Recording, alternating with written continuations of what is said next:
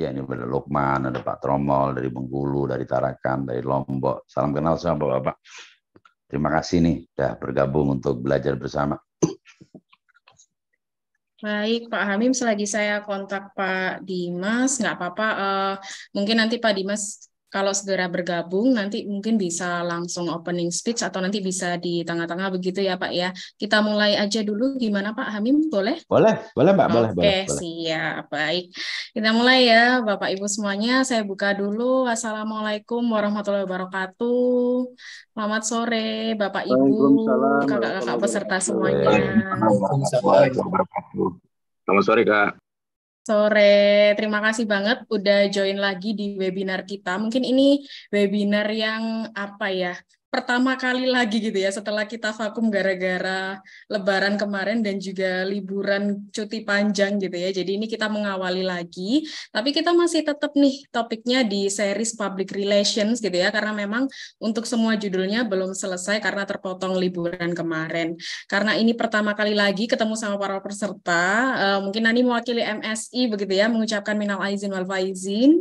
Kita memang jarang bertemu gitu ya, apalagi kalau offline susah kayaknya, tapi di online ini sebagai ajang silaturahmi juga, mudah-mudahan kita kembali fitri begitu ya, kembali punya semangat baru setelah Lebaran ini sehingga bisa memaksimalkan diri, baik untuk pengembangan diri dan juga karir.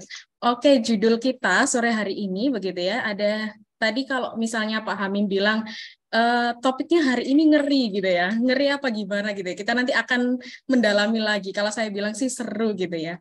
Jadi nanti kita akan membahas tentang how to build a brand using PR bersama Pak Hamim Tohari. Oke, next seperti biasa kita punya webinar host roles gitu ya. Silakan Bapak Ibu sekalian menggunakan nama asli di aplikasi Zoom-nya, gunanya nanti agar kita mudah mengenali. Jadi kalau misalnya terjadi proses diskusi gitu lebih enak memanggil namanya. Dan yang kedua, peserta mohon memastikan audionya dalam keadaan mute ketika nanti terjadi presentasi begitu ya agar tidak mengganggu saat webinar berlangsung. Kemudian yang menanyakan slide materi apabila nanti narasumber berkenan akan saya bagikan di WhatsApp group setelah webinar berakhir. Kemudian yang udah pertama nanyain ada absennya apa enggak, kita ada absen tapi nanti akan ada baru di sesi akhir. Jadi setelah materinya berakhir, setelah webinar ini selesai, silahkan cek kolom chat masing-masing ya, kolom chat Zoom bukan grup WA. Nanti link feedback akan dibagikan di sana, silahkan diisi dengan benar. Maka nanti otomatis setelah terisi, sertifikat akan terkirim ke email Bapak Ibu masing-masing seperti yang sudah ada di form pendaftaran. Kemudian kalau ada pertanyaan bagaimana? Silakan jika misalnya nanti belum selesai penyampaian presentasinya bisa dituliskan di kolom chat dulu atau mungkin nanti saat sesi tanya jawab bisa raise hand gitu ya dan nanti akan saya pandu untuk menyampaikan pendapat atau pertanyaannya. Dan tak afdol rasanya sebuah momen kalau tidak diabadikan maka kita akan ada sesi foto bersama. Silakan bagi yang memungkinkan untuk menggunakan virtual background silakan digunakan nanti untuk foto bersama. Sekedar mengenalkan sekilas saja begitu ya, kami dari Magnet Solusi Integra, kita punya berbagai macam layanan, ada assessment SDM, kemudian Learning and Development Program, yang termasuk di dalamnya adalah pelatihan Public Relation dan juga sertifikasi BNSP, kemudian kita juga ada riset, konsultasi, manajemen proyek, serta internal auditing. Nah, kalau misalnya teman-teman kepo begitu ya, ini kan sekarang sudah zamannya orang akses segala sesuatu lewat media sosial, silakan kepoin kita ada di Magnet Solusi Integra dan juga MSC_Alpha pada untuk anak muda, kemudian ada di Facebook, YouTube, dan juga LinkedIn dengan nama yang sama, yakni Magnet Solusi Integra. Nah, perlu diketahui juga nih, kali ini kita juga berkolaborasi dengan berbagai media partner gitu ya, ada Green Indonesia dan juga Mercury FM. Saya sapa dulu, selamat sore untuk semua sahabat Mercury. Jadi bagi yang mungkin sambil nyetir begitu ya, lagi ada di jalan bisa juga loh dibuka radionya begitu ya, meluncur ke Mercury FM karena webinar kita live stream di sana. Dan kita juga ada collab dengan Mercury FM setiap hari Selasa begitu ya, dari jam 8 sampai jam 9 untuk membawakan topik-topik seputar SDM. Nah, kita juga ada YouTube tentang NN Talk begitu ya, membahas berbagai macam profesi, akan ada episode baru di setiap hari Jumat. Nah, sebelum kita masuk ke webinar hari ini, kalau tadi Nani sudah mengenalkan berbagai macam media partner yang berkolaborasi dengan kita, spesial di Public Relations Series ini, kita juga berkolaborasi dengan FKI HM Jabanusa atau Forum Komunikasi Industri Hulu Migas, begitu ya. Yang mungkin di sini nanti akan diwakilkan di hari ini untuk penyampaian materinya oleh Pak Hamim Tohari. Nah, sebelum ke sana, begitu ya, biasanya kita kan ada perkenalan dulu nih, begitu ya, dengan FKIHM. Kita ingin lebih tahu lebih dekat lagi, tapi mungkin dari perwakilannya saat ini masih berhalangan. Jadi nanti mungkin sambil di intronya Pak Hamim di materi bisa sambil diperkenalkan juga. Tapi boleh mungkin kita mengawali dulu dengan opening speech dari Pak Luki. Beliau adalah advisor dari program pelatihan Public Relations di Magnet Solusi Integra. Pak Luki, silakan. Terima kasih Mbak Nani. Terdengar suara saya? Agak kecil sebenarnya, Pak. Suara saya jelas? Sekarang sudah jelas. Oke, ya terima kasih Mbak Nani. Jadi teman-teman Radio Merkuri yang berbahagia, teman-teman yang saya lihat dari seluruh Indonesia sudah bergabung, luar biasa. Ini memang forum yang digelar oleh MSI pada akhirnya benar-benar menjadi salah satu wadah yang menghubungkan banyak orang, dan saya harapkan sih kalau teman-teman lagi ada di Surabaya gitu, terutama yang dari luar-luar pulau, bolehlah mampir ke kantor MSI maupun ke kantor saya, kontak dulu tentu ya, supaya kita bisa janjian ketemu, paling tidak ngopi bareng. Hari ini kita kedatangan narasumber yang sangat penting menurut saya. Pertama karena dari industri hulu migas yang selama ini berkontribusi luar biasa bagi penyediaan energi yang sangat vital bagi pembangunan nasional kita. Itu minyak dan gas, itu sesuatu yang sangat penting.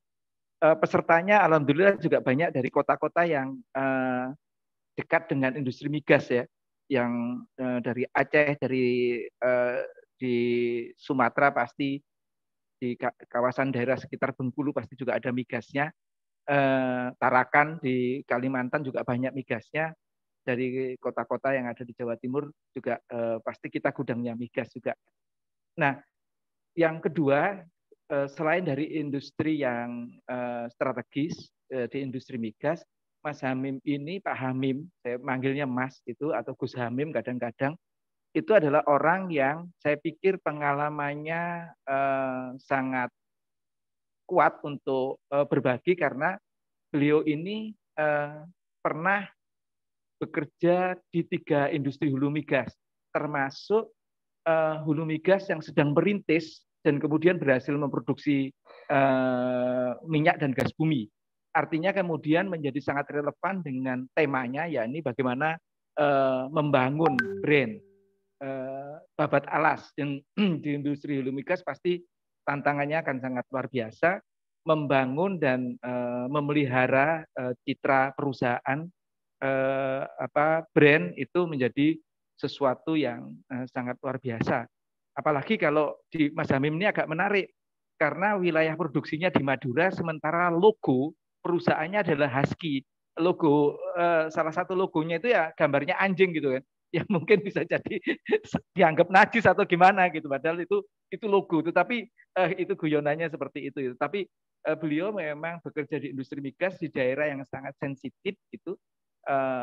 Kita kenal menjadi daerah di Jawa Timur yang masih agak mohon maaf agak terbelakang gitu dibanding daerah lain, masih butuh akselerasi untuk bisa mensejajarkan diri dengan daerah-daerah lain di Jawa Timur yang lain gitu. Artinya menjadi struggle untuk bisa masuk ke berproduksi, mendapat dukungan dari pemangku kepentingan. Dan mungkin itu sih, dan kita harus mengakui di era media sosial sekarang ini, tantangan bagi humas, bagi PR itu menjadi kian rumit, karena semua orang itu bisa menjadi wartawan, semua orang bisa memanfaatkan media sosial ya, memanfaatkan, menjadi pewarta melalui media sosial masing-masing dengan persepsi masing-masing. Eranya era post-truth, di mana kebenaran katanya tidak penting lagi. Yang paling penting sesuatu yang dilihat orang itu cocok enggak dengan aspirasinya. Kalau cocok, betapapun salah dia dianggap benar. Kalau toh benar, mempertahankan reputasi perusahaan. Mungkin itu saya atas nama teman-teman MSI tentu mengucapkan terima kasih kepada FKKIHM Jawa, Bali, dan Nusa Tenggara, serta khususnya Mas Hamim dari Husky Sinok Madura Limited yang sudah bersedia untuk berbagi pengetahuan dengan kita semua. Forum ini saya pikir akan menarik dan semoga bermanfaat untuk semua. Terima kasih sekali lagi kepada teman-teman FKKIHM. Salam juga buat seluruh pendengar Radio Mercury. Terima kasih Mbak Nani, silahkan dilanjutkan. Oke, sama-sama Pak Luki. Jadi ini tadi banget baru dapat konfirmasi nih untuk perwakilan FKIHM, Pak Dimas yang akan memberikan opening speech. Kebetulan berhalangan karena sedang ada meeting. Nggak apa-apa, nanti sembari mungkin Pak Hamim presentasi juga semakin mengenalkan juga ya tentang FKIHM Jabanusa. Oke, tadi mungkin menarik ya sedikit kata-kata dari Pak Luki yang tadi katanya guyonan begitu ya, menggelitik yang Husky Sinok ternyata logonya serupa gitu ya, kayak anjing ini dianggap najis dan sebagainya. Tapi ini menarik loh, justru bagaimana dengan model yang seperti itu, tapi Husky Sinok tetap bisa membranding begitu ya, sehingga dikenal baik oleh masyarakat. Justru ini nanti saya nggak sabar nih dengar sharingnya langsung dari Pak Hamim. Oke, kita simak dulu ya background materi kita kali ini. Izin saya share screen dulu sebentar.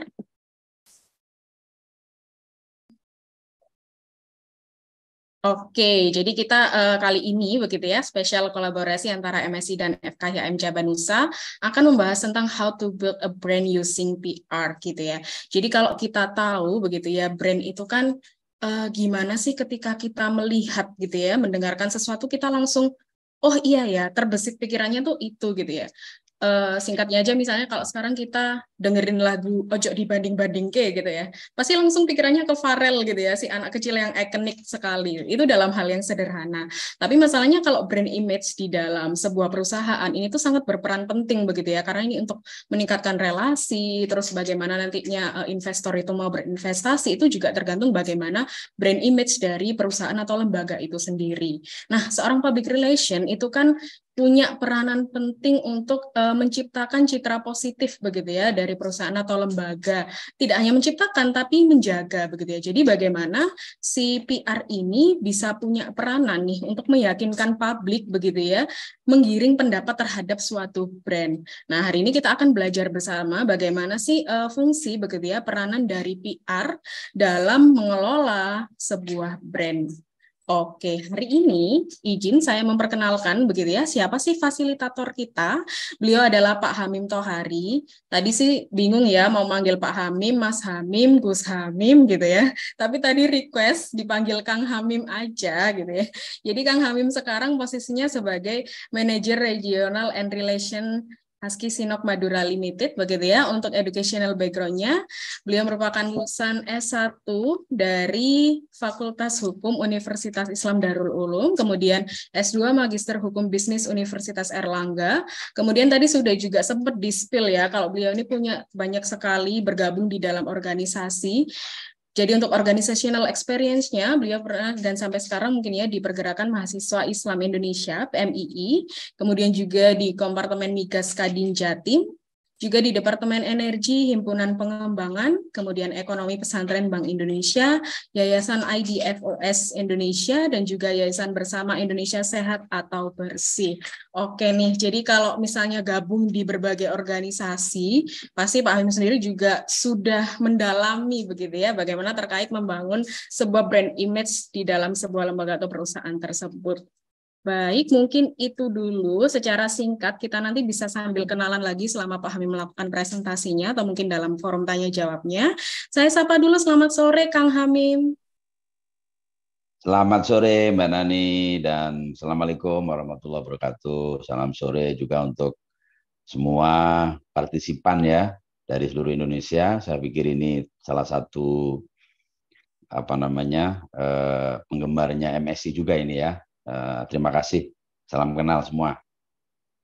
Oke, siap membagikan insight dan pengalamannya ya Pak ya. Siap, insya Allah Mbak Nani. Oke, baik. Bisa dimulai aja Pak. Nani bantu untuk share slide-nya ya. Baik, oke. Baik, terima kasih Mbak Nani dan Mas Lugi. Saya ulangi, Assalamualaikum warahmatullahi wabarakatuh. Salam kenal dan selamat sore, salam sejahtera untuk kita semua. Saya mohon izin mematikan video saya ya, nanti akan saya hidupin lagi kalau sudah tanya jawab supaya sinyalnya tidak terganggu gitu ya. Baik, mungkin langsung bisa di-share Mbak, belum kelihatan di screen ya. Oke. Yang pertama tentu saya mewakili Husky Sinok Madura Limited atau nanti kita singkat sebagai HCML dan juga FKIHM ya, Forum Komunikasi Industri Hulu Migas. Yang pertama tentu mengucapkan terima kasih yang tak terhingga kepada teman-teman dari MSI atau Magnet Solusi Integra yang telah berkolaborasi membuat seri webinar ini yang mungkin sekarang sudah episode kesekian ya, di mana kolaborasi ini saya lihat sangat bermanfaat, sangat positif, yang mana sama-sama membantu masing-masing pihak untuk saling mengerti, saling mengenal, dan pada akhirnya saling sinergi gitu ya. Sinergi untuk apa?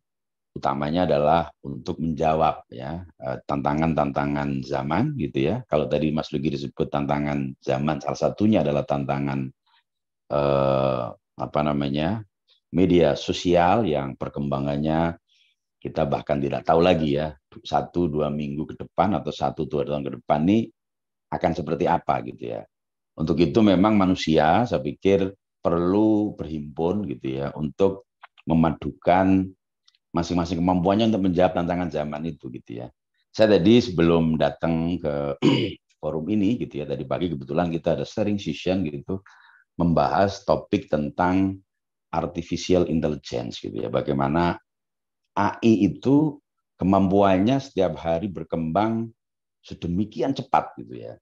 Sehingga banyak sekali hal yang tidak pernah kita bayangkan sebelumnya bisa dijawab oleh sebuah mesin, sekarang bisa dijawab gitu. Jadi kalau mungkin saya yakin karena teman-teman yang hadir di sini adalah para pegiat komunikasi, saya kira ya pasti tidak familiar dengan AI ini gitu ya. Jadi bahkan ada teman saya yang iseng gitu menulis di chat GPT ya, chat GPT atau GPT itu, tolong tuliskan khutbah Idul Adha, itu keluar itu.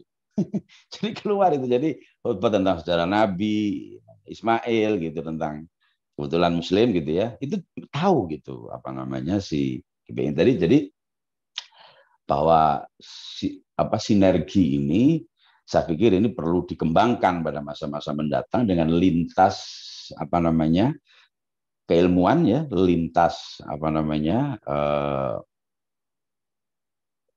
industri gitu ya, lintas sektoral, lintas lembaga, untuk masing-masing kita saling mengisi gitu. Karena bagaimana dunia berkembang dengan sangat cepat, sehingga dengan berhimpun paling tidak kita bisa saling mengisi kira-kira apa ini yang bisa dilakukan untuk bisa tidak selalu bisa mengikuti perkembangan zamannya. Jadi saya pikir yang pertama terima kasih atas kerjasama yang baik ini, sehingga kemudian semoga ke depan kerjasama yang baik ini bisa juga tambah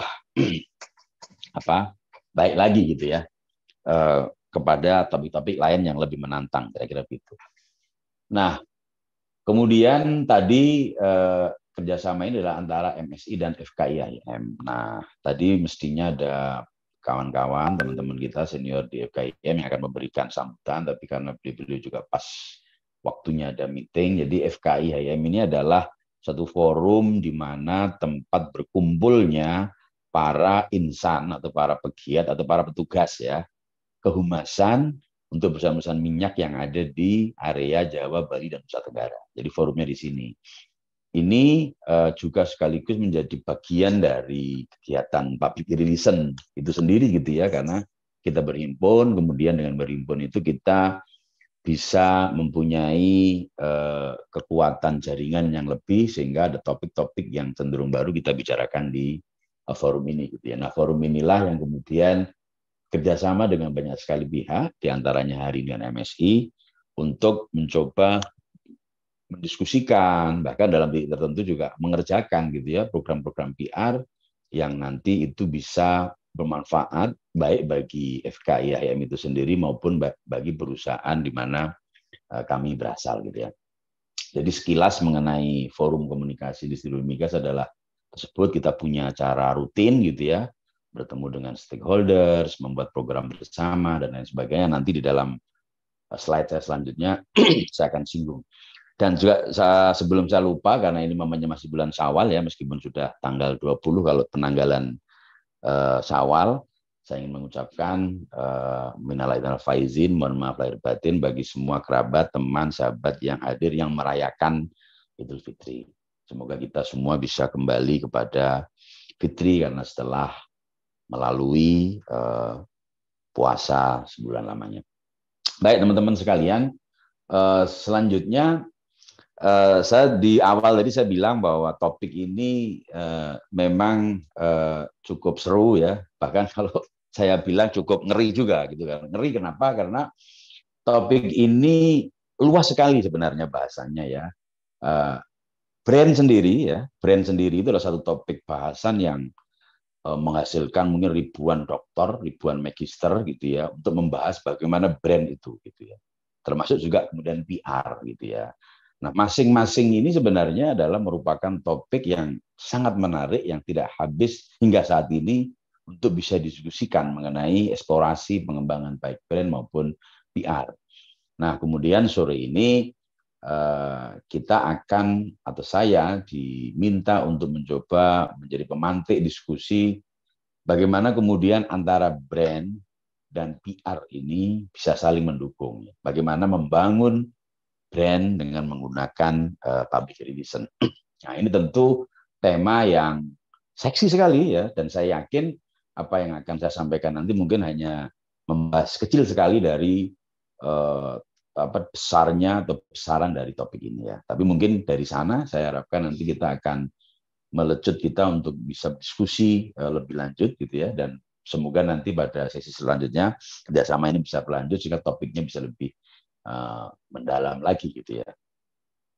Nah, kemudian tentu ya, karena saya tahu yang hadir di sini adalah para orang-orang yang sudah mempunyai pengalaman juga panjang ya tentang dunia kebiaran. Tentu ini juga saya niatkan sebagai media untuk belajar bersama, sehingga nanti apa yang saya sampaikan juga merupakan atau mewakili pendapat saya pribadi, sehingga sangat terbuka untuk diskusikan dan melahirkan satu topik bahasan baru yang lebih menantang gitu ya.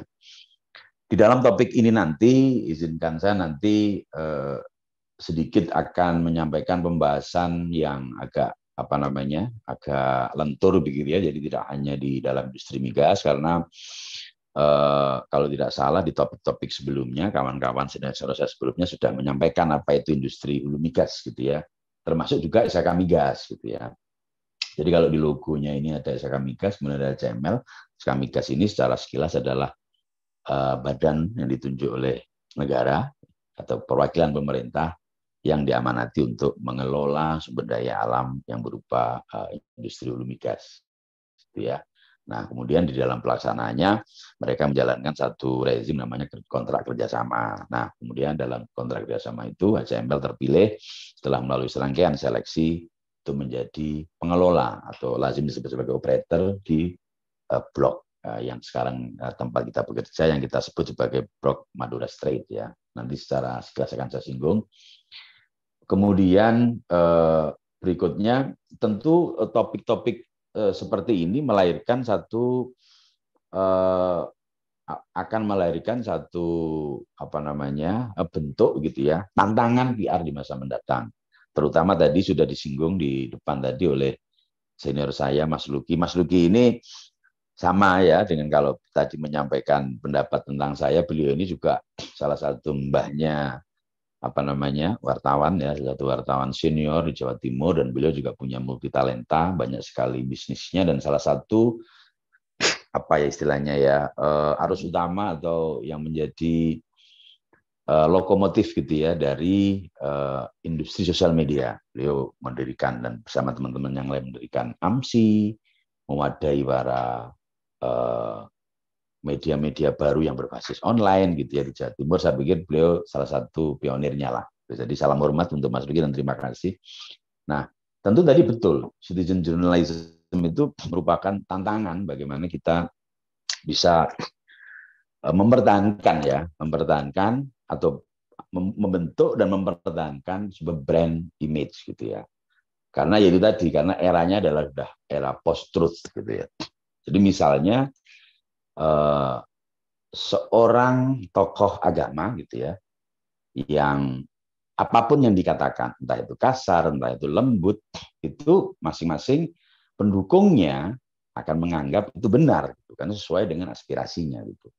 Nah sehingga di era itu yang lanjut sebagai era post-truth ya, dan itu memang cukup repot gitu ya dalam mempertahankan brand image ini, cukup repot dan tantangannya berat sekali karena kita dibombardir dengan satu isu atau satu serangan yang mau nggak mau harus kita bertahan, karena kalau tidak ya kita akan tergilas oleh zaman ya. Baik, Mbak, next slide. Di slide berikutnya ini saya taruh quotes ya. Quotes ini sudah dipakai oleh banyak orang ya, tapi saya ambil ini dari salah satu buku yang paling terkenal di dalam strategi ya, yaitu bukunya Sun Tzu ya, The Art of War. Jadi ada 3, salah satu yang kesimpulan dari buku itu adalah orang bodoh tidak pernah belajar dari kesalahannya sendiri. Orang pintar belajar dari kesalahannya sendiri, namun orang bijak belajar dari kesalahan orang lain.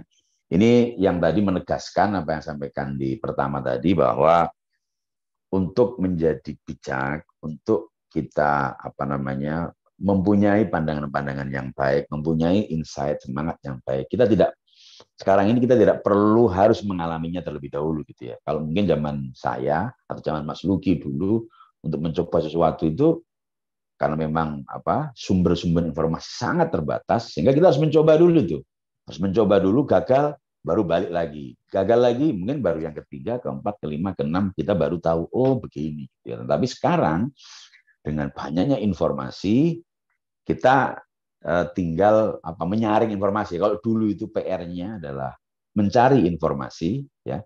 Tapi kalau sekarang ini lebih kepada bagaimana kita menyaring informasi, sehingga informasi itu betul gitu ya. Kita bisa lihat narasumbernya, kita bisa lihat medianya, kita bisa lihat siapa yang menyampaikan, kita bisa lihat siapa yang mereview, kita bisa lihat siapa yang berkomentar, sehingga kita tahu bahwa sumber informasi ini bisa dibilang sumber yang benar lah, yang bisa kita ikuti. Nah, sehingga dari sana kita bisa mendapatkan insight dengan sangat mudah, sambil tiduran, sambil mau tidur, sambil beristirahat, sambil berada di tepi pantai, di atas gunung, kita bisa mendapatkan informasi yang kita butuhkan. Begitu orang bijak belajar dari kesalahan orang lain. Saya pikir ini satu quote yang sangat relevan gitu ya untuk kita pegang teguh di masa-masa banjir informasi seperti sekarang ini gitu ya, supaya informasi yang kita punya betul-betul bisa kita gunakan atau kita utilize untuk sesuatu yang berguna gitu. Next. Di slide selanjutnya saya akan menyampaikan sedikit ya mengenai selain pandang operasi HML. Jadi seperti yang tadi di dalam pembukaan disampaikan bahwa kita memang beroperasi di Selat Madura gitu ya, di mana salah satu tantangan terbesarnya adalah Selat Madura ini adalah memang tempat aktivitas gitu ya dari saudara kita yang melaut mencari ikan baik dari Pulau Madura maupun dari pesisir utara Pulau Jawa gitu ya, mulai dari Pasuruan, Probolinggo, Situbondo, Bondowoso, Banyuwangi juga beraktivitas di sini, selain saudara kita dari Madura Daratan ya, dari Bangkalan, Sampang, Pamekasan, Sumeneb gitu ya. Nah, memang di dalam pengalaman kita dalam berinteraksi dengan saudara-saudara kita di Madura, memang kita mendapatkan pengalaman yang luar biasa ya. Kita bisa belajar bersama dengan para beliau, saudara-saudara kita yang ada di Madura, mengenai bagaimana mereka mempunyai pandangan-pandangan hidup yang sangat dinamis gitu ya, sangat dinamis, sangat memberikan insight gitu ya. Itu kemudian banyak sekali kajian-kajian tentang Madura itu memang menempatkan pada sebuah kajian yang khusus gitu ya, bahwa mereka ini memang mempunyai satu kekhususan yang kita juga mesti menghadapi kekhususan gitu ya. Misalnya mengenai data pendidikan misalnya ya, banyak sekali menurut saya data-data dari pemerintah, dari lembaga-lembaga lain yang memerlukan kajian lagi gitu ya. Jadi misalnya lulusan SMA ada berapa orang sebenarnya gitu ya. Nah, kalau di Madura misalnya itu kita mesti bedakan. Memang mungkin ya, kalau sekarang sudah hampir semua ini, mungkin untuk usia-usia yang 50 ke atas mungkin jarang yang lulusan SMA, tapi mereka lulus pondok pesantren setara gitu. Jadi memang berarti kita bisa bilang mereka memang secara pendidikan sebenarnya mereka mempunyai kualitas tertentu. Nah, memang ini ketika dihadapkan kepada data-data ya dari institusi yang ini mempunyai kemampuan gitu ya. Karena tadi mereka lulus pesantren yang rata-rata dulu pesantren itu memang tidak punya ijazah fasilitasi, mereka mempunyai standarisasi. Kalau misalnya mereka hafal Quran 2 juz maka dianggap setara dengan apa gitu. Ini sekarang mulai juga dibahas karena apapun orang bisa menghafal Quran itu juga di dalam pemikirannya pasti orang pintar, nggak mungkin orang yang tidak pintar bisa menghafal 1 juz, 2 juz itu karena juga memerlukan hafalan gitu ya. Jadi itu salah satu keunikan. Gitu ya. Kemudian yang kedua adalah karena mereka ini kan teman-teman kita di Madura yang terkenal masyarakat yang memang sangat menghargai penghormatan gitu ya. Jadi saling menghormati itu menjadi rumus gitu ya. Saling menghormati, saling menerima, saling mendengar. Ya, yang pertama itu adalah trust gitu ya, bisa saling mempercayai gitu ya. Termasuk logo itu, karena memang kalau di logonya Husky Energy sendiri itu memang ya Siberian Husky itu ya, jadi berupa serigala. Tapi karena kita ini terdiri dari beberapa company ya, diantaranya Husky dan Sinop yang berhimpun menjadi HCML, maka logonya kita rubah menjadi seperti sekarang ini ya, hanya tulisan saja. Karena memang ini adalah logo atau kumpulan dari dua company gitu ya, kayak gitu ya. Jadi itu cukup menarik juga itu waktu itu ya, memang itu sebagai bagian dari penghormatan kita terhadap pemahaman mereka ya gitu ya, pemahaman yang umum ya, sehingga kita memang mau tidak mau mencoba sesuai dengan tidak mengganggu jalannya bisnis ya, sehingga kita logo juga kita sesuaikan lah kayak gitu ya. Nah, kemudian di slide ini kita ada dua fase, ada fase pengembangan dan fase produksi gitu ya. Yang alhamdulillah saat ini HCML menjadi pemasok gas yang cukup besar di Jawa Timur gitu ya. Hampir 50-60% pasokan gas di Jawa Timur itu adalah berasal dari tempat kita gitu ya. Yang ini tentu juga komitmen yang mesti kita deliver kepada pemerintah Republik Indonesia. Jadi tantangan HCML itu ada dua gitu ya, tantangan teknis ya, karena memang kita beroperasi di laut dengan kedalaman 100 sampai 110 meter ya, di mana itu juga memerlukan keahlian, kefokusan teknik ya, dan kemudian juga non teknis gitu ya. Non teknis ini terbagi menjadi dua, satu ya bersama tetangga kita supaya kita juga menjadi tetangga yang baik.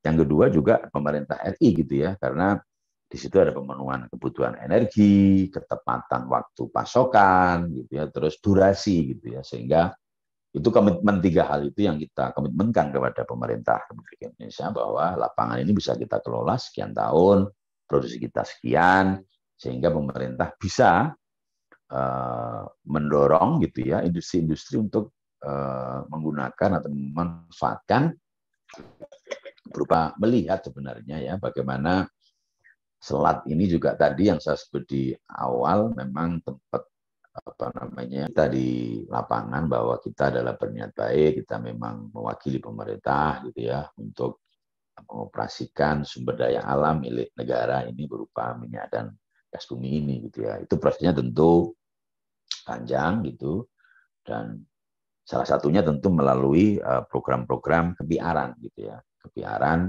yang kita jalankan secara pernah dilihat sebagai sebuah entitas atau sebagai sebuah brand gitu ya bisa diterima di mereka kalau dalam waktu singkat pasti perlu waktu lama gitu ya bagaimana mereka meyakini bahwa HML itu adalah sesuatu yang bisa mereka terima tidak melanggar hal-hal mendasar yang ada di sana memang prosesnya juga dijalani dengan yang baik dan semacamnya ya itu kita jalani dengan sepenuh hati sehingga sampai hari ini alhamdulillah dengan berkat doa dari semua pihak kita bisa sampai pada level ini. Itu mungkin sedikit dari HML gitu ya. Udah next. Nah di slide berikutnya saya juga next Mbak. Slide berikutnya saya juga ingin menyampaikan bahwa ini adalah gambar. Mungkin next Mbak Nani. Slide. Nah, oke. Di slide ini saya ingin memperlihatkan bahwa ada teknologi-teknologi yang kita deliver, gitu ya.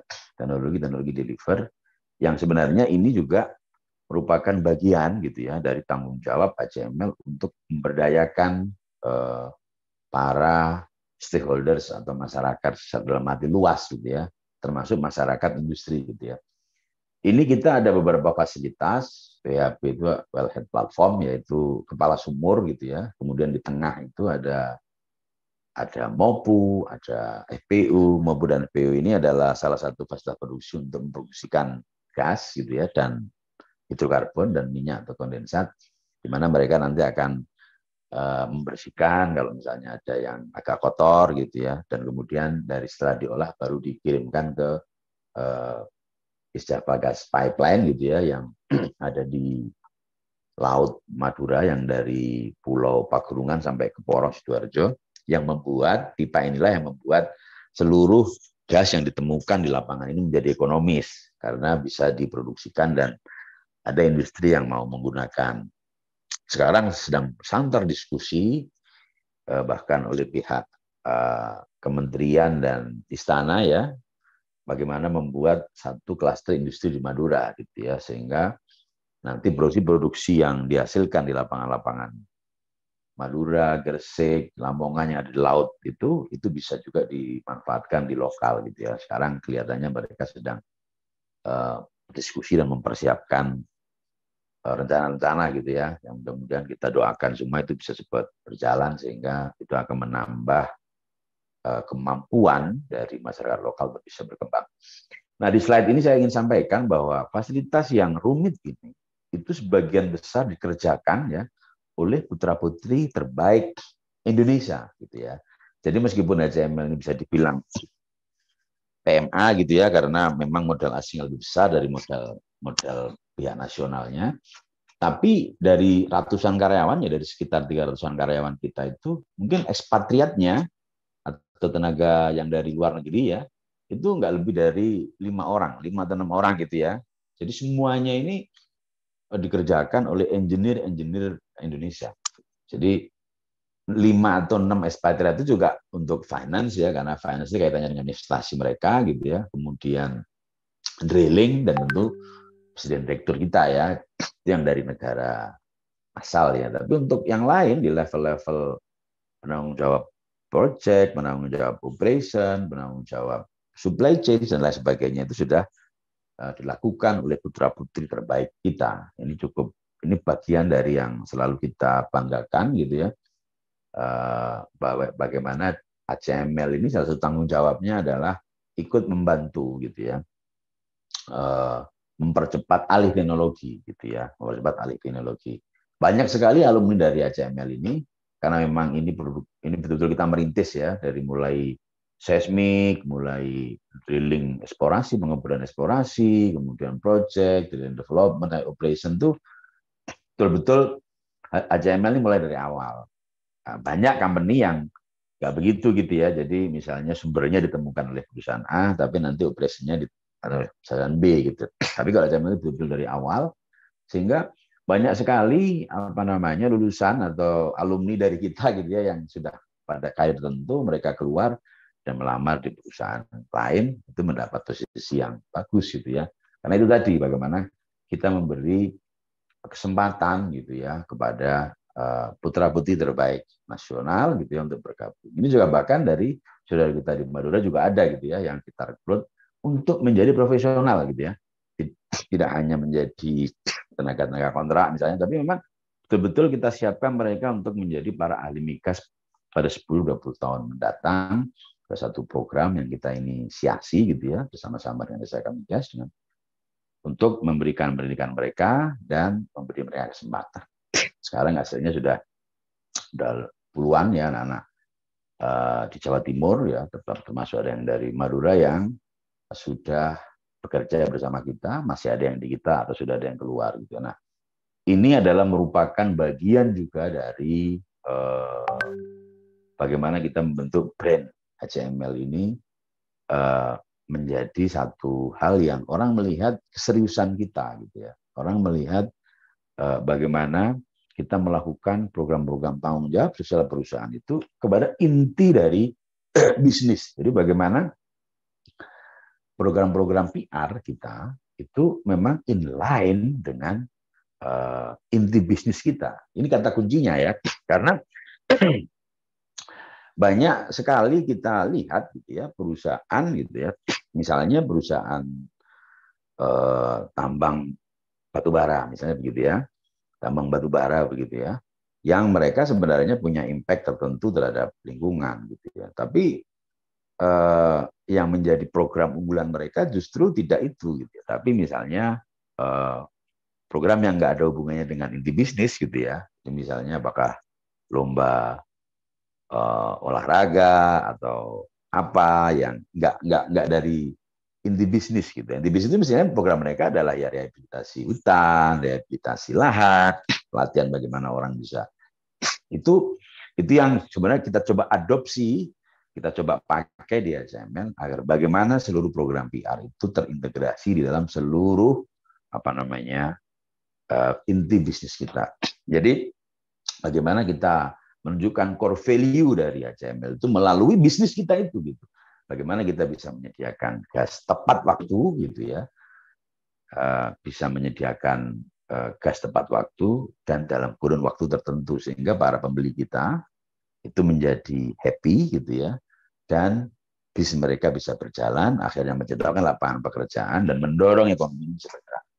Nah, itu yang kita sebut sebagai core value dari HCML yang coba kita bangun ya, melalui ya kita sebut sebagai brand lah ya kira gitu ya.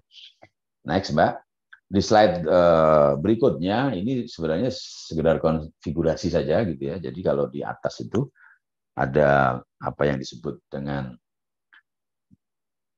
28 inci ya existing EJGP gitu, East Java Gas Pipeline, itu yang saya sebut salah satu fasilitas pipa yang dibangun zaman Pak Harto dulu dari Pulau Pagerungan di ujung Sumeneb sana sampai ke Porong. Dulu idenya adalah agar bagaimana gas-gas yang ditemukan di daerah sana itu bisa diambil gasnya. Kenapa bisa diambil?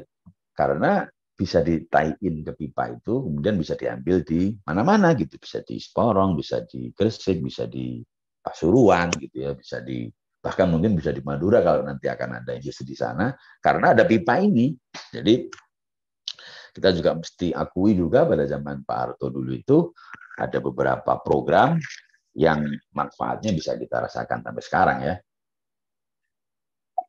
Termasuk salah satunya adalah pipa ini, karena kalau zaman sekarang membangun pipa seperti ini mungkin akan kesulitan dari investor gitu ya, karena jadi tadi ini sebenarnya pertanyaan kenapa kok gas dari misalnya dari Papua gitu ya sebagian besar kok dijual ke Cina dengan harga murah, karena nggak mungkin membawa gas Papua ke Jawa gitu. Itu ya, pipanya terlalu panjang dan kalau di kapal juga ongkosnya besar gitu ya.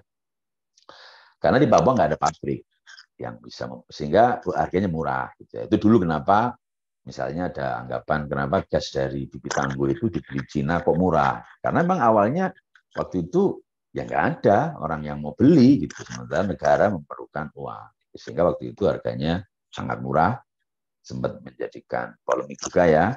Jadi misalnya para pemerintah, the ruling party saat itu dikritik menjual sumber daya terlalu murah. Padahal itu ada latar belakangnya gitu ya. Nah sekarang tapi sudah direvisi, harganya menjadi harga yang keekonomian dan bersaing dengan pasar gitu ya. Karena memang ya waktu itu nggak ada produksi atau pabrik yang mau menyerap gas tangguh itu. Sehingga salah satu jawabannya adalah dikargo atau dijual ke negara lain, termasuk diantaranya adalah Cina gitu ya. Nah, tapi itu juga perdebatannya mungkin sampai sekarang juga nggak selesai gitu ya. Apakah itu langkah yang benar atau salah? Tapi kepentingan kita adalah melihat itu sebagai sebuah ya kenyataan teknik saja gitu ya. Kenyataan memang ada proses bisnis yang berjalan yang seperti itu. Nah, ini lapangan-lapangan kita tadi seperti yang tercermin di dalam peta tadi gitu ya. Jadi kita hanya perlu membangun pipa sebesar 27 km dari tempat terjauh kita kepada existing atau pipa yang sudah ada ini, sehingga pipa itu sudah bisa dijual. Bayangkan kalau kemudian kita harus bangun pipa sendiri dari lapangan kita di tengah laut sana, dibawa ke mana misalnya ke Porong atau ke Pasuruan di daerah industri itu yang jaraknya mungkin sekitar 300 kilo lebih, itu pasti investasinya nggak mungkin dan tidak ekonomis gitu lah ya. Nah ini bagian dari yang bagaimana keadaan ini bisa bagi industri hulu migas sangat menarik ya kira-kira gitu ya. Kemudian next. Nah, di dalam slide ini adalah mengenai pengguna akhir dari gas HCML gitu ya. Jadi ini untuk pupuk gitu ya, untuk pembangkit listrik gitu ya, untuk industri juga. Nah, ini yang selalu juga kita sampaikan bahwa hal ini adalah merupakan sebuah integrasi ya, sebuah keadaan yang terintegrasi dari mulai diproduksikannya sampai menjualnya pun tepat waktu gitu ya. Dan ini betul-betul di dalam COVID kemarin bisa kita baca gitu ya, bahwa pertumbuhan ekonomi di Jawa Timur cukup stabil karena salah satunya adalah panen raya petani itu tidak terhambat gitu ya. Jadi meskipun ada wabah, tapi karena mayoritas contoh misalnya di Jawa Timur gitu ya, itu tidak terimpact secara signifikan secara ekonomi, bahkan pertumbuhan ekonominya masih paling tinggi di Indonesia, itu salah satunya karena petani masih bisa panen. Petani masih bisa panen karena kesediaan pupuknya terpenuhi gitu ya. Itu adalah yaitu salah satu kontribusi kecil dari HCML karena kita menyediakan bahan baku pupuk gitu ya, sehingga pupuk yang amonia itu harusnya impor gitu ya. Nah pada waktu COVID itu kan impor cukup susah itu ininya, barang lain nggak bisa masuk apa segala macam. Nah gas HCML itu bisa menjadi penyumbang sehingga produksi pupuk di pupuk Gresik ya, petrokimia Gresik itu tidak terganggu. Nah itu cukup membanggakan juga. Nah itu adalah tindakan-tindakan seperti itu menurut kita juga sebagai bagian yang bagian integral yang ikut juga membangun brand HCML itu sendiri gitu ya, sebagai penyedia energi yang tepat. Itulah kira-kira. Kemudian next di slide berikutnya ini beberapa kegiatan pengembangan masyarakat kita untuk melengkapi tadi apa yang saya sebut bagaimana PR kita, CSR kita itu kita usahakan dia masuk ke dalam rantai bisnis itu gitu ya. Tapi kita juga tentu ada program-program yang memang ada di luar core bisnis kita yang bertujuan untuk pemberdayaan masyarakat sekitar gitu ya, mulai dari pelatihan, mulai pembangunan fasilitas umum, mulai pendidikan dan program-program yang lain sebagainya gitu ya. Nah topik ini sebenarnya teman-teman sekalian, Pak Luki dan Mbak Nani dari MSI ya, topik ini mungkin juga nanti bisa menjadi topik yang satu hal lagi gitu ya, yaitu mengenai model pengelolaan industri hulu migas di Indonesia gitu. Kalau dalam ini ada satu topik hukum gitu ya, ada satu topik sosial politik dan ekonomi gitu mengenai pengelolaan industri hulu migas ini gitu ya, yang saya pikir sangat menarik gitu ya, bagaimana pengelolaan industri migas itu sering dihubungkan dengan tingkat kemakmuran dari daerah tersebut. Nah, padahal itu kurang tercemin gitu ya dalam undang-undang migas yang turunannya adalah kontrak kerjasama, karena dalam kontrak kerjasama itu salah satu yang diharapkan Indonesia dari mitranya adalah satu teknologi, dua modal, yang ketiga adalah kemampuan menanggung risiko gitu ya. Nah, tiga hal itu yang itu yang lebih banyak dibahas dalam kontrak kerjasama gitu ya. Sementara pembahasan tentang pemberdayaan masyarakat segala macam itu kurang mendapat ruang, sehingga itu di dalam implementasinya menimbulkan kesalahan dari para pihak yang membuang energi sebenarnya. Nah, saya melalui FKIIM, melalui forum-forum yang kita hadapi, sudah beberapa kali menyampaikan gitu ya, nota-nota tulis kita yang akan dijadikan bahan sebagai revisi hulu migas gitu. Tapi tentu itu tidak masuk dalam kajian kita, mungkin itu kajian yang lain lagi. Jadi bagaimana itu perlu diatur dalam undang-undang secara rigid supaya nanti semua pihak, baik investor, pemerintah daerah, masyarakat tuh sudah enak gitu bahwa industri ini akan seperti ini. Jadi sudah tidak lagi ada kesalahpahaman kemudian gitu ya di lapangan yang sering kita temui gitu ya. Kemudian next slide berikutnya juga sama gitu ya. Ini masih berupa program-program kita ya. Jadi ada community engagement, public relation, CSR, pengembangan masyarakat dan lain sebagainya, di mana kita juga ketemu dengan para pemangku kepentingan, melakukan diskusi, mengenalkan diri mengenai apa itu kita segala macam gitu ya. Sehingga pelan namun pasti brand HCML, koperasi HCML atau HCML sebagai sebuah entitas pelan namun pasti bisa diterima gitu ya. Tantangannya tentu sangat banyak sekali gitu ya. Yang tantangan pertamanya adalah bagaimana kita membuat mereka percaya bahwa kita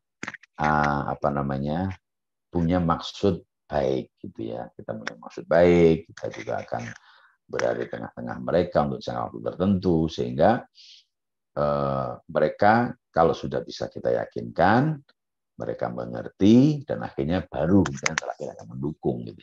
Jadi pertanyaannya, apakah kita bisa menggunakan atau mempertahankan sebuah brand dengan membuat dengan public relation itu caranya bagaimana ya? Salah satunya dengan bagaimana PR itu tidak hanya slogan, tapi itu menjadi rantai bisnis yang memang sudah merupakan PR itu sendiri gitu ya. Dari situ kemudian publik akan merasa trust. Publik itu ya kalau di HCML ada masyarakat lokal, ada pemerintah baik kabupaten, provinsi maupun pusat, ada para pembeli gas, para pengusaha pemanfaat gas, para industri turunan dari pemanfaat gas dan lain sebagainya, yang merasa bahwa kalau kita pakai HCML, kalau kita beli gas dari HCML itu pasti itu kalau bulan Maret ya Maret. Gitu ya. Meskipun ini tidak mudah ya, tapi itu yang coba kita penuhi lah gitu ya, sehingga pelan namun pasti kepastian itulah PR kita, komitmen itulah public relation kita gitu, sehingga akhirnya brand ini menjadi diterima oleh publik. Itu kira-kira mengenai HCML. Kemudian kita akan masuk next Mbak. Kemudian saya akan masuk mencoba untuk sedikit berbicara gitu ya, atau berdiskusi tepatnya tentang brand dan public relation gitu ya. Nah ini agak sedikit melangkah sedikit keluar gitu ya, untuk supaya ciamik diskusi kita tidak hanya melulu mengenai HCML dan migas, tapi saya akan mencoba menyajikan sebuah diskusi mengenai bagaimana sebuah brand gitu ya. Ini memang keunikannya banyak sekali. Seperti saya sampaikan di depan bahwa hal ehwal terkait brand ini memang sudah menghasilkan banyak sekali profesor, banyak sekali doktor gitu ya. Karena memang unik. Dan saya pikir sampai sekarang pun topik itu masih menjadi menarik sekali gitu ya. Bagaimana sebuah brand itu atau merek itu, brand itu, terutama yang ya, kita singgung juga mengenai international brand gitu ya, itu melampaui lintas negara, budaya, bahkan agama gitu ya. Jadi kayak Coca-Cola, misalnya kalau kita sebut merek internasional gitu ya, Nike, Puma gitu ya, yang itu bisa dipakai oleh semua orang dari semua lapisan, dari semua negara, tanpa mereka disekat oleh misalnya Coca-Cola adalah apa namanya produknya Amerika gitu ya. Negara-negara masyarakat yang bermusuhan dengan Amerika pun juga minum Coca-Cola gitu dan menerima Coca-Cola sebagai merek gitu ya, sebagai merek gitu ya. Padahal mereka sangat anti terhadap negara di mana itu dibuat gitu ya. Nah, ini tentu sebetulnya itu yang saya sebut sebagai misteri. Apa ini yang apa namanya yang membuat sebuah brand bisa menjadi seperti itu gitu ya. Yang karakteristik brand sendiri itu ya, itu kalau kita lihat itu sebenarnya brand ini sebenarnya dia berdiri sendiri gitu ya. Banyak brand berdiri sendiri, sementara pabriknya atau PT-nya yang membuat itu hal lain. Jadi ada kalanya brand dan perusahaan itu jadi satu, tapi banyak kasus juga sendiri gitu. Kayak Nike gitu ya, misalnya Nike ini pabrik sepatu, kaos dan olahraga yang lain, dia nggak punya pabrik gitu. Jadi mereka di Nike-nya itu seperti kita baca di dalam website mereka, di dalam sejarah mengenai bagaimana Nike mengelola brand ini, mereka nggak punya pabrik. Mereka hanya punya para engineer, para profesional yang menentukan standar mutu, gitu ya, standar mutu, standar kandungan airnya, standar gayanya, standar safety-nya, standar healthy-nya di produk mereka gitu.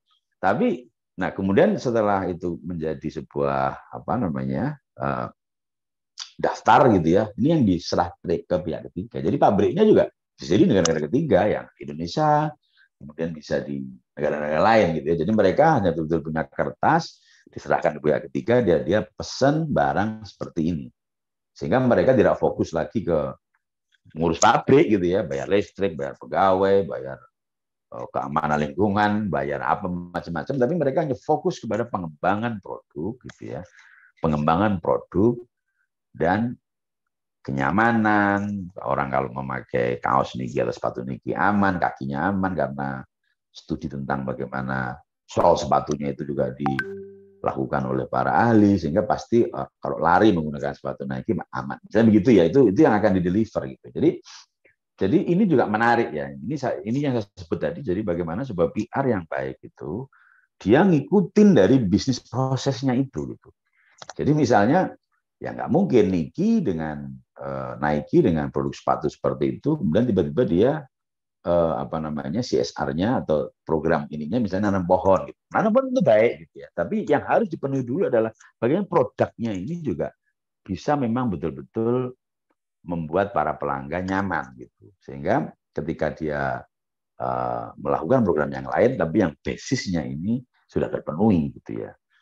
Ini juga yang sebetulnya kalau ini ada ISO kalau nggak salah ISO 26000 atau berapa saya lupa tepatnya, tapi di ISO itu mengenai standar sebuah produk ya atau CSR ya, CSR dari company itu yang paling pertama adalah bagaimana tanggung jawab dari company itu untuk menjawab dari operasi itu. Jadi kalau misalnya dia perusahaan yang karbon gitu ya, yang misalnya mobil, ya itu sebenarnya dia harus tadi nanam pohon untuk menambah paru-paru dunia gitu ya.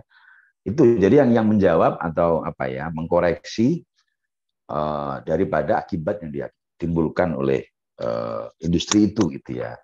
Nah, kalau misalnya dia pabrik sepatu ya tentu bagaimana pemakainya atau konsumennya itu dengan menggunakan itu akan meminimalisir cedera engkel gitu ya. Nah, itu dilakukan oleh Nike ini gitu ya. Dan mereka fokus di sana sehingga merek ini bisa diterima oleh publik gitu ya.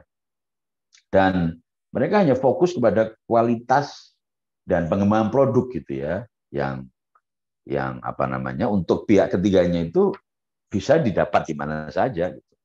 Aqua misalnya, Aqua itu saya pernah apa namanya berdiskusi dengan teman-teman di pabrik Aqua yang ada di Pasuruan gitu ya. Saya tanya bagaimana mereka bisa mengirim air di misalnya yang jauh dari Pasuruan misalnya begitu ya, di Jawa Tengah di mana sementara kita tahu mereka kan dari Pasuruan gitu. Ternyata mereka mengembangkan satu model gitu ya. Ini mungkin saya tidak nggak persis ya, tapi kira-kira mereka punya standar air tertentu, kandungan ini apa yang itu kemudian bisa diambilkan dari air di mana saja, sumber-sumber yang bersih gitu ya di gunung mana saja, tapi kandungan-kandungannya itu mengikuti ini mereka.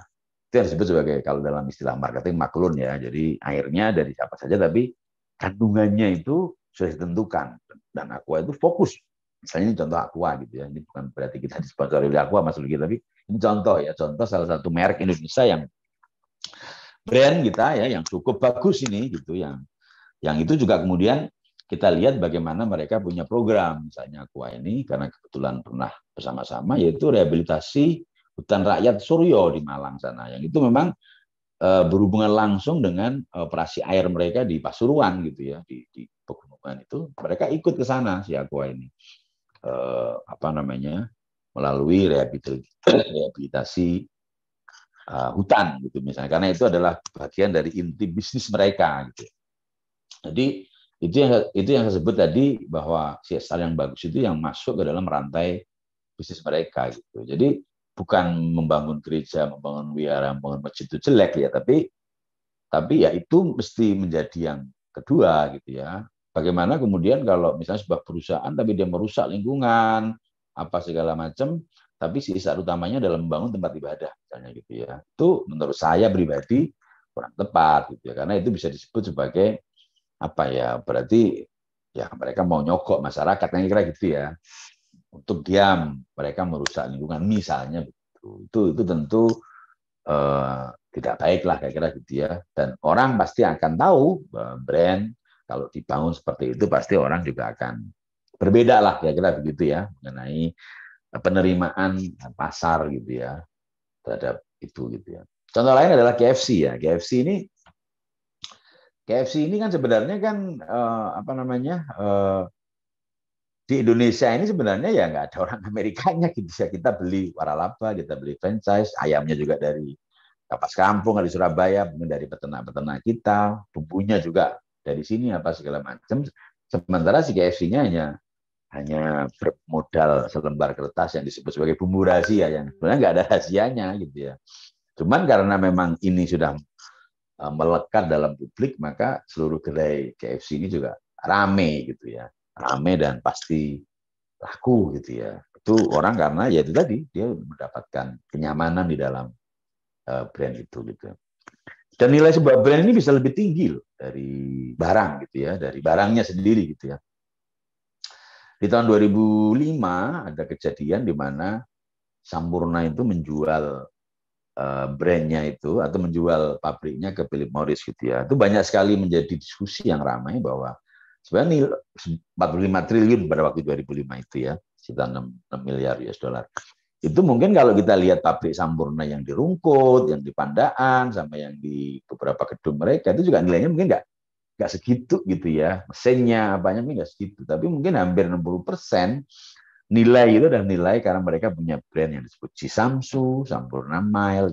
Ini mohon maaf ya saya sebut merek rokok, bukan berarti kita ngajak ngerokok, tapi kita bicara mengenai bagaimana sebuah brand itu juga harganya lebih tinggi dari sebuah perusahaannya gitu, fisiknya gitu ya.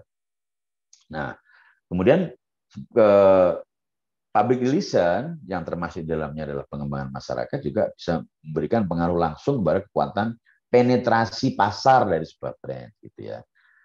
Ini di dalam gambar ini itu di ujung di atas itu adalah kami ya seluruh perusahaan minyak di Indonesia bersama Pak Kepala kita melakukan penanaman pohon bersama itu di satu tempat di keliling kita ya mulai Jawa Timur, Jawa Tengah dan seluruh Indonesia. Itu juga bagian dari karena kita mengelola apa namanya gas dan minyak yang di situ menimbulkan salah satu ya, meskipun sangat sedikit sekali kita mesti ada satu yang kita buang ke udara, maka salah satu program kita adalah menanam pohon, karena itu adalah jawaban langsung dari apa namanya impact dari kegiatan kita gitu ya, mengelola sumber daya alam ini. Kemudian juga ada yang ya kegiatan-kegiatan yang dengan anak muda, dengan apa. Nah yang ini ada yang menarik, ini adalah kegiatannya Jarum ya. Sorry saya minum. Jarum yang dikemas dalam Jarum Bakti Budaya ya, Bakti Budaya. Jadi mereka tidak pernah menampilkan iklan orang suruh merokok, tapi mereka menyumbang kegiatan teater dan lain sebagainya. Jadi kegiatan teaternya Mas Budat itu semuanya Budat Citra Jasa ya, tokoh teater di Jogja itu hampir semuanya didukung oleh apa namanya Jarum Bakti Budaya gitu. Jadi sehingga akhirnya apa ya, kemudian mungkin hasilnya adalah para penikmat teater gitu ya, yang merasa tersentuh emosinya dengan Jarum, maka akan menggunakan produk Jarum tanpa diminta untuk merokok misalnya begitu ya. Oke, kemudian next. Nah, ini terminologi next ya. Nah, terminologi dasar ya mengenai brand dan public relation ini adalah kalau brand itu adalah kita adalah bayangan. Ini sasarikan dari banyak sekali sumber ya. Brand itu adalah bayangan atau imajinasi orang terhadap sebuah produk yang merujuk kepada sebuah lambang atau tanda tertentu yang membedakan dengan produk yang lainnya. Itu sengaja saya garis bawah bahwa imajinasi dan membedakan gitu ya. Jadi brand itu salah satu yang paling penting adalah bagaimana dia bisa ada di imajinasi orang gitu ya. Dan yang kedua, kenapa bisa ada di imajinasi orang? Karena brand itu, lambang itu, company itu, orang itu, karena juga bisa orang ya, itu berbeda dari yang lain. Bedanya apa? Dia lebih lembut, dia lebih ganteng, perusahaan itu lebih mempertahankan lingkungan dan membayar karyawannya dengan proper, bayar BPJS dan lain sebagainya, gitu ya. Sehingga ketika ada orang dengan bayangan tertentu, dia udah ingat, misalnya ada gambar M, itu mungkin itu McD gitu ya. Itu inilah apa namanya sebuah brand tuh saya ini seperti ini. Ini banyak pengertiannya, banyak sekali kalau kita lihat di Google, di kamus, di pengertian asosiasi marketing itu brand itu banyak sekali pengertiannya, dan bisa coba batasi seperti ini gitu.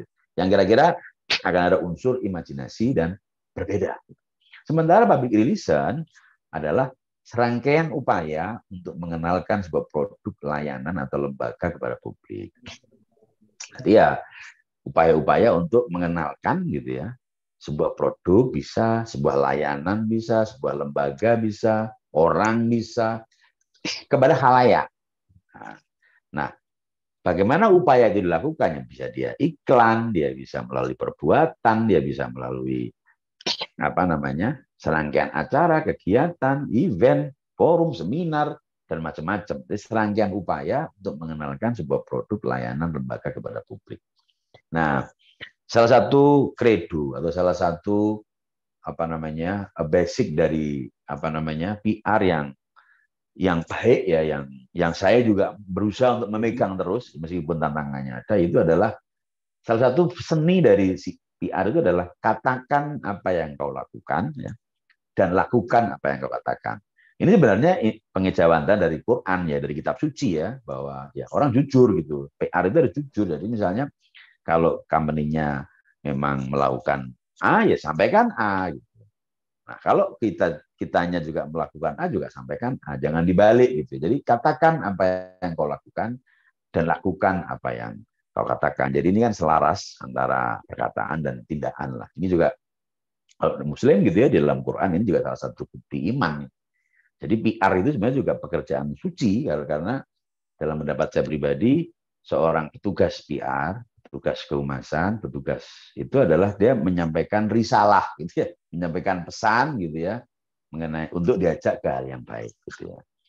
Nah, tapi memang ada satu PR yang ada kita sebut sebagai bohongan putih ya, white lie, itu adalah ya paling dia menyampaikan yang baik, namun yang buruk nggak disampaikan. Ada juga yang begitu gitu ya. Jadi yang disampaikan tuh yang apa namanya yang baik aja, tapi yang buruk nggak disampaikan. Menyampaikan tapi tidak bilang yang buruk itu baik gitu ya. Nah, ini tentu diskusi dan seni-seni dari PR yang masih terus berkembang gitu ya.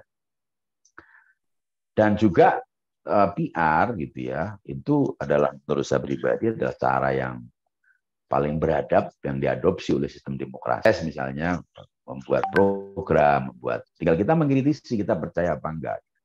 Ketimbang cara-cara lama bahwa dipilihnya itu karena mimpi, misalnya gitu ya. Bapaknya mimpi ini karena mimpi dapat dari ini, harus ini yang jadi pemimpin. Itu kan gawat gitu ya. Terus atau perang gitu, karena memang kelompok ini perang, memenangkan peperangan, dia bisa memimpin. Balik ke zaman yang lama lagi menurut saya.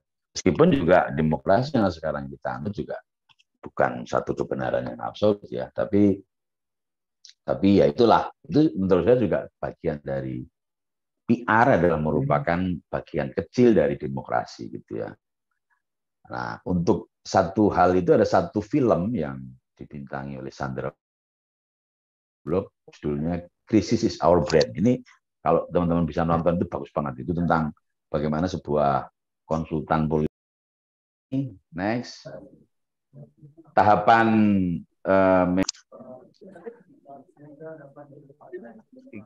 ini mungkin ini adalah brand. Next lagi Mbak. Nah, ini yang tadi saya sebut sebagai jadi apa namanya, brand itu unik ya. Jadi ini misalnya KFC di Iran. Kita tahu ya Iran ini bagaimana bermusuhannya dengan Amerika ya, tapi KFC dibuka di sana gitu. Meskipun di dalam beritanya itu ditutup, dibuka. Tapi berarti mereka membuka KFC itu di Iran, itu pasti di sana ada pembelinya dan laris setengah mati di sana itu gitu. Cuman ya itu tadi apa, ya kadang ada rezimnya ditutup, di apa segala macam. Bahkan kalau kita bicara mengenai yang terakhir itu Ayatollah Khomeini, ya putranya yang Khomeini baru ini, dia punya mobil BMW dan dipakai kemana-mana, itu dikritik karena kan dia nggak pro sana, tapi mengapa dia masih fanatik dengan brand tertentu. Ini bayangkan ya, orang, kenapa saya pilih Iran, karena Iran inilah yang mewakili negara yang memang tidak setuju dengan misalnya Amerika gitu ya. Di negara-negara lain itu masih cupu lah dibanding Iran. Tapi Iran dan itu KFC ada di sana gitu. Kemudian yang bagian berikutnya adalah McD di Beijing, Cina gitu ya. Jadi waktu saya ke Beijing, karena kebetulan salah satu investor kita di Beijing, saya beberapa kali ke sana, itu banyak sekali produk-produk Amerika di sana. Meskipun ada perang dagang misalnya ya antara Amerika dengan Cina gitu ya. Kemudian ini di Korea Utara, ini miris lagi, ini mobil dinasnya menggunakan Mercy gitu ya. Padahal dia di embargo gitu ya. Meskipun ini ada di suatu acara di negara lain, sebenarnya Kim Jong Un datang keluar, tapi mobil ini dibawa dari Korea Utara. Ini sempat menimbulkan pertanyaan juga, bagaimana sih presiden bisa dapat Mercy padahal di embargo gitu ya, yang barang-barang dari luar nggak boleh masuk ke Korea Utara gitu ya. Itulah keunikan brand ya. Mereka meyakini bahwa kalau Mercy itu ya pejabat gitu semacam, sehingga dengan menafikan seluruh anggapan itu kita tetap pakai Mercy. Dan yang terakhir ini gambar iPhone 10 ya, ini tahun 2017 di Korea Selatan. Padahal di Korea Selatan ini kan gudangnya Samsung ya. Ini bagaimana brand bisa melewati lintas negara dan agama, budaya gitu ya. Orang kalau sudah yakin dengan brand, dia akan tetap menggunakan itu. Next, Mbak. Nah, brand dalam kehidupan kita sehari-hari itu kita gunakan semua ya. Ini kalau bicara mengenai itu menarik sekali, itu mulai dari bangun tidur sampai tidur lagi itu kita akan terjebak di dalam brand. Jadi kita misalnya tidur pakai pink oil, nanti mandi pakai apa, mobil pakai apa, kemudian ke kerja, ke kantor pakai headsetnya pakai apa, segala macam itu semua kita akan brand gitu ya. Jadi tanpa disadari itu manusia menjadi loyalis sebuah brand gitu ya. Bahkan kalau di Korea itu, Korea Selatan, hampir 40% dari pengeluaran penduduk Korea Selatan itu akan masuk ke Samsung ya. Jadi karena semua perabot di Korea Selatan itu diproduksi oleh Samsung, mulai AC, kulkas, kipas angin, semua alat-alat rumah tangga segala macam, mobil, telepon, itu bahkan sampai seperti itu. Bagaimana sebuah brand itu masuk ke dalam relung kehidupan. Jadi presiden Korea Selatan itu nggak bisa kalau nggak direstui oleh pemilik Samsung ya. Ada guyonan seperti itu. Kemudian next, saya pikir next Mbak, keunikan brand tadi ya tidak selalu berhubungan dengan kualitas gitu ya. Jadi yang dijual itu bukan fungsinya, tapi kebanggaannya gitu ya. Karena brand itu bisa menyentuh ego manusia paling dasar gitu ya. Kenapa orang rela membeli Ferrari yang kalau termahal di Indonesia itu 15 sampai 18 miliar ya, yang untuk dipakai di Jakarta gitu, yang macet gitu ya, yang mungkin pakainya sebulan sekali, 2 kali ya, untuk menyatakan bahwa kalau aku pakai Ferrari, aku lebih kaya dari ente gitu. Ente makanya mobilnya Pajero, Fortuner atau mobil yang kelas lebih ini lagi gitu ya, kaya gitu. Apakah kalau menggunakan jam Rolex itu lebih tepat waktu dibanding dengan misalnya jam Alfa? Ya enggak juga. Rolex itu juga apa namanya, itu hampir 70% orang membeli Rolex itu juga karena gayanya gitu ya. Mungkin ada yang lapis emas apa segala macam, tapi tidak lebih dari 30% gitu ya. Jadi orang membeli gaya dengan membayar 70%, dan itu di seluruh gerai dunia antri gitu ya. Jadi orang memang akan bisa disebut atau umum menyebut orang itu berhasil ya, salah satunya kalau dia jamnya Rolex, mobilnya Ferrari dan lain sebagainya. Itu dan itu nggak bisa disalahkan gitu ya. Jadi sebenarnya apakah ada korelasi antara brand sukses dengan kualitas? Bukannya tidak ada sama sekali, tapi kadang-kadang tidak relevan gitu ya. Jadi memang orang lebih banyak beli gengsi gitu. Kemudian next, saya pikir ini juga saya sudah sampaikan di awal tadi. Kemudian next, Mbak. Nah, kemudian irisan brand dan public relation ini akhir dari presentasi saya gitu ya. Jadi mementingkan kepuasan atau kenyamanan pelanggan dan para pihak yang berkaitan. Itu tadi ya, bagaimana sebuah produk, lembaga, institusi sebisa mungkin memang membuat pelanggannya menjadi nyaman, stakeholder-nya menjadi nyaman, sehingga akan timbul kepercayaan, timbul dukungan, timbul kerjasama, timbul sinergi.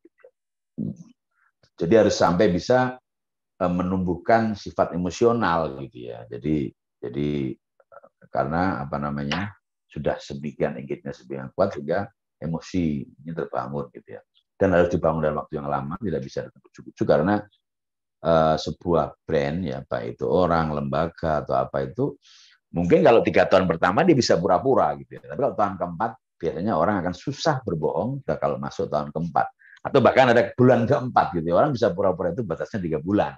Setelah bulan keempat dia kelihatan aslinya gitu.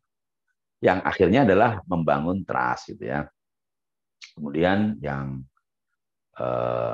kalau next Mbak, yang PR untuk peningkatan brand itu menjadi fokus menurut pendapat saya ya. Itu harus fokus kepada hal yang berhubungan langsung dengan bisnis proses, dan dia bersifat mengedukasi gitu ya. Kemudian dilakukan secara berkala, yang waktu yang panjang, sehingga orang akan mengetahui bahwa company ini, orang ini, institusi ini betul memang punya komitmen, karena dilakukan berkali-kali dalam jangka panjang, tidak hanya sekali atau 2 kali saja. Kesimpulannya terakhir, ada kekuatan brand terletak kepada harus kekhususan produk yang dibuat gitu ya. Jadi atau kekhususan keunggulan. Nah, kalau nggak produk ya berarti keunggulan dari sebuah company, sebuah institusi, sebuah barang gitu ya. Itu apa gitu. Itu mesti ada orang yang tadi, kalau misalnya saya contoh di SML itu misalnya reliable, tepat waktu. Itu susah. Jadi bagaimana di kala-kala ini kita mesti mempunyai satu komitmen untuk menyajikan misalnya produksi gas tepat waktu kepada para pelanggan. Itu nggak mudah gitu ya. Kemudian tentu kegiatan PR bisa menjadi salah satu media untuk perkuat penetrasi sebuah brand di persepsi dan psikologi publik. Karena tadi itu dibangun melalui sebuah PR yang terintegrasi langsung dengan proses bisnisnya. Yang akan menimbulkan terakhir apa? Promosi